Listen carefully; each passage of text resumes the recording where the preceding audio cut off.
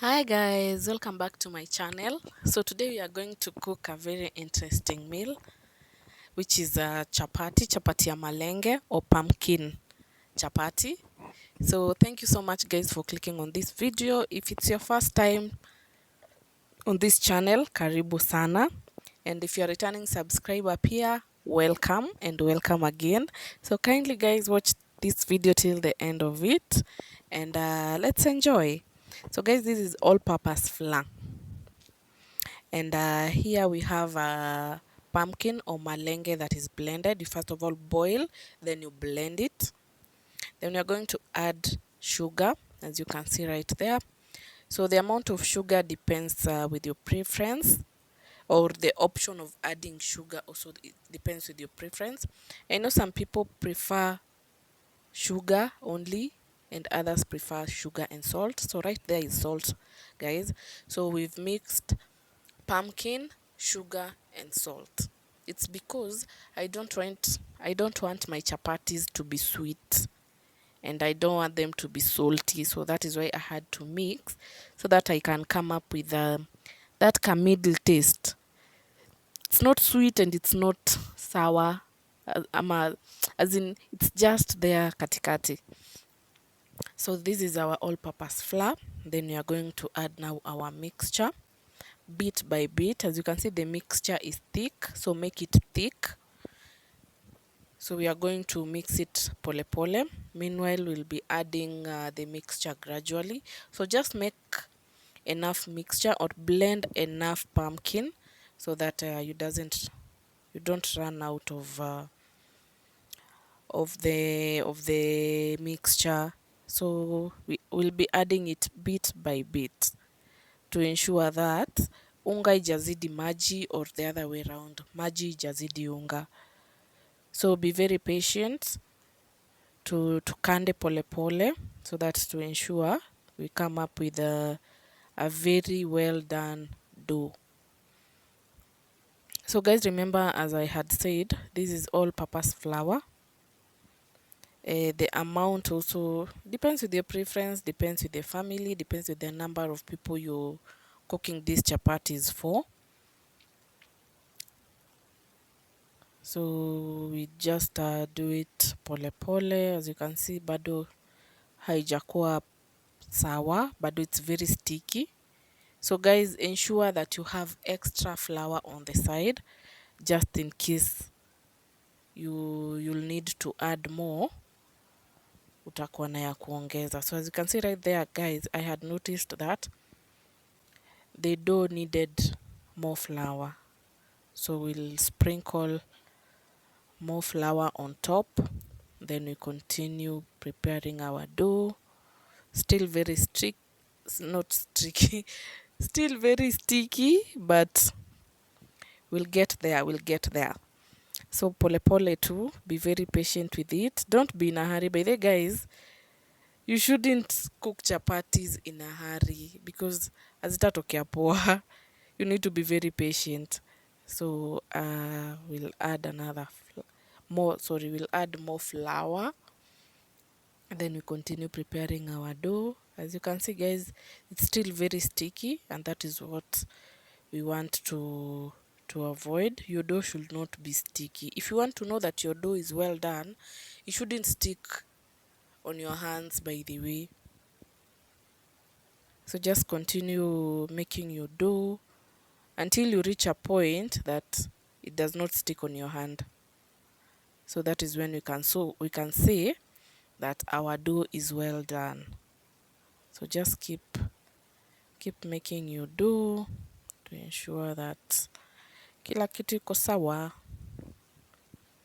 So tuendelee pole pole. So we are good to go. So as you can see, they don't even, just by looking at it, you can tell that it is well done. So your dough shouldn't be very hard or very soft, because if it's very soft itakusumbua kupika. So you're going to add oil, not so much oil guys, kiasi yake tu. Then ukande tena ingie ndani. So right there we have our dough. that is already mixed with oil. So you're going to divide our dough into 2 halves, just like what I have done right there. So this first dough, we are going to roll it, then we're also going to divide it into pieces. I'll show you how. So there we go. We're going to roll it before we start dividing it into into pieces.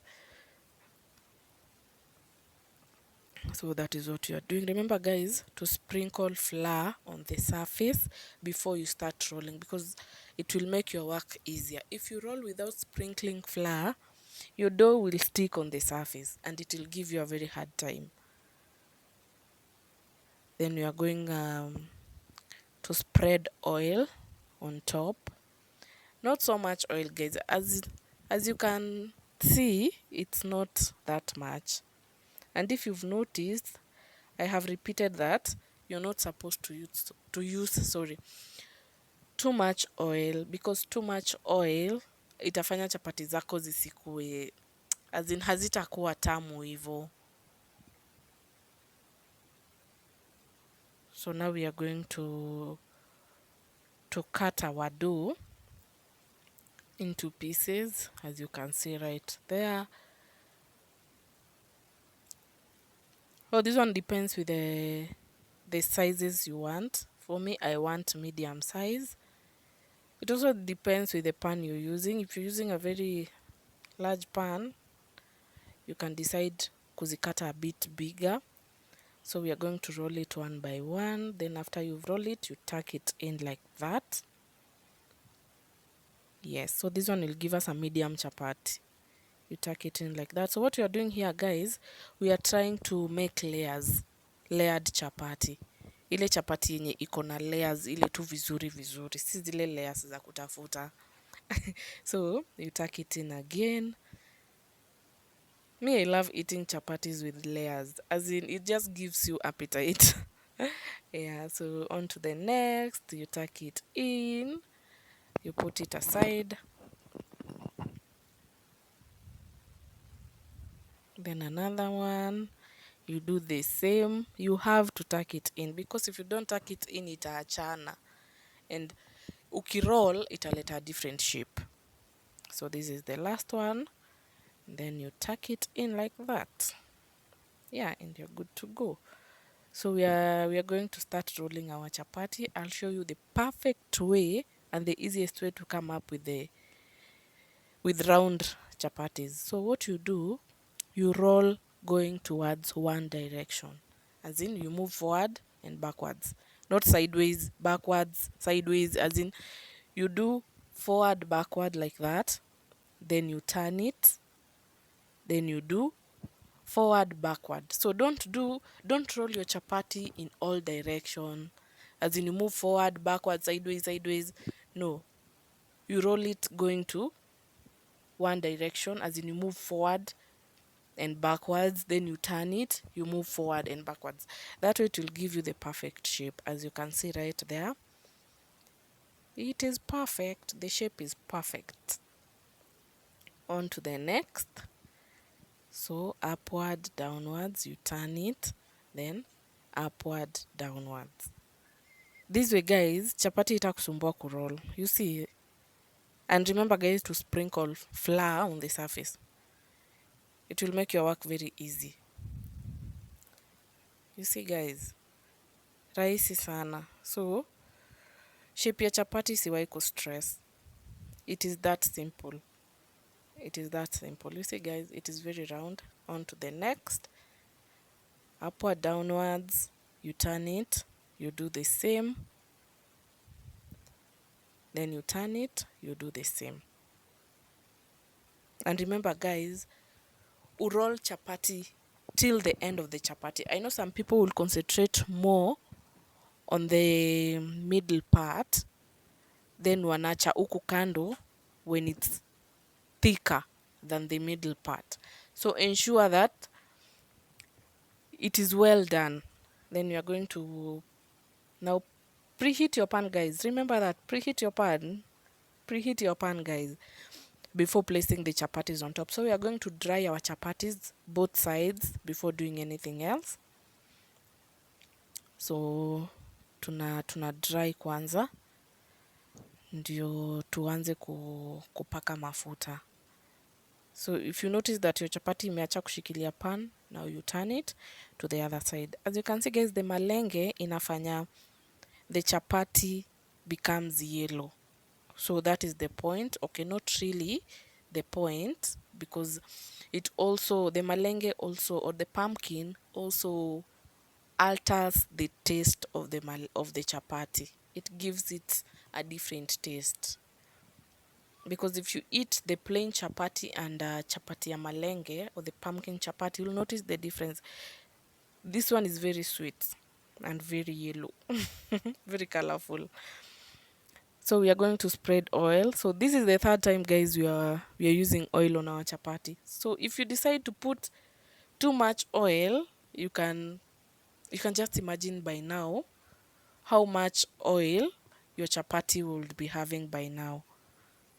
So on each stage that I added oil, ensure you just add a bit of oil.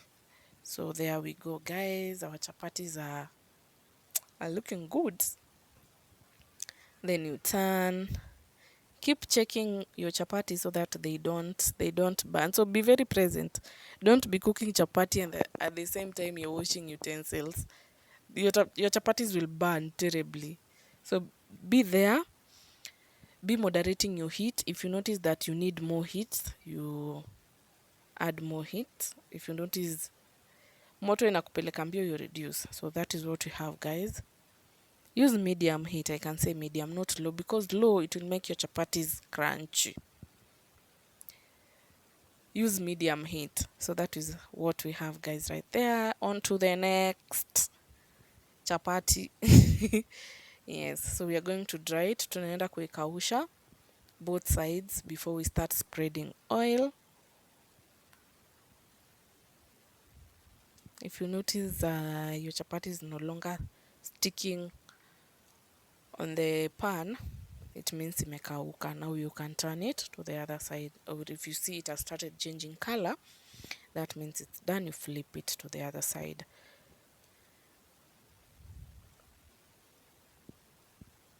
So that is what we have, guys. Mafuta kidogo, remember mafuta ni kidogo, hatutumii mafuta mingi, because pia bei ya mafuta haituruhusu, but pia for our sake, as in for the health purposes, you're not supposed to take too much oil pia. So be checking, be flipping a bit kuangalia kama it's ready or not, so that uitime vizuri. So you give it a bit of time right there so that iyo side ive vizuri. So it's now time to flip it to the other side. I believe it has cooked well. Yeah, well done. So this other side, you flip it to the other side, then give it time, allow it to cook with medium heat, guys, medium heat. So that is what we have, guys. So these are our chapatis. Look at that, the layers, just look at that. Wow, the layers. Yani, I'm so proud of myself. So I also want you guys to try this recipe at home and tell me how it turns in the comment section. It's very easy. So thank you so much for watching this video till the end of it. I really appreciate it. Please subscribe to my channel. Bye.